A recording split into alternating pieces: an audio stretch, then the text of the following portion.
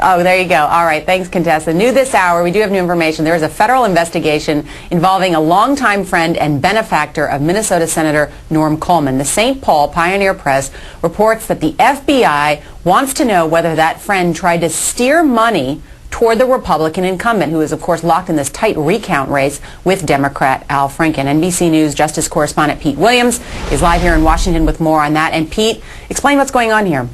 Well, I think calling this a federal investigation at this point is probably a little too grand a term for it. What is apparently happening here is that some federal agents are beginning to ask some questions, but that's at a very preliminary stage. This is what it's all about. About a week before the election, there were two lawsuits filed against a friend of Senator Coleman's named Nasser Kazemini.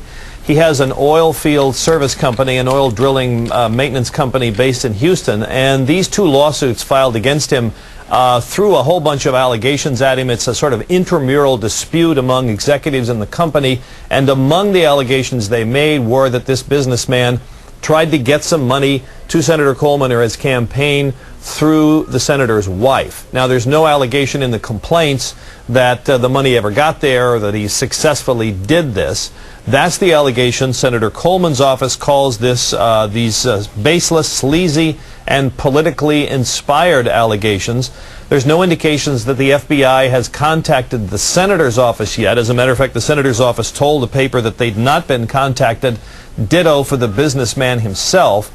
So it would appear at this very early stage that all that's happening here is that some agents in Texas are looking at the lawsuit and saying, you know, let's begin to gather some facts, period. That's about all. And nor you wouldn't expect the FBI to ratchet up any kind of an investigation here, I think, until it's clear who won the election for Senate there, because the hand recount is still going on between Senator Coleman and Al Franken.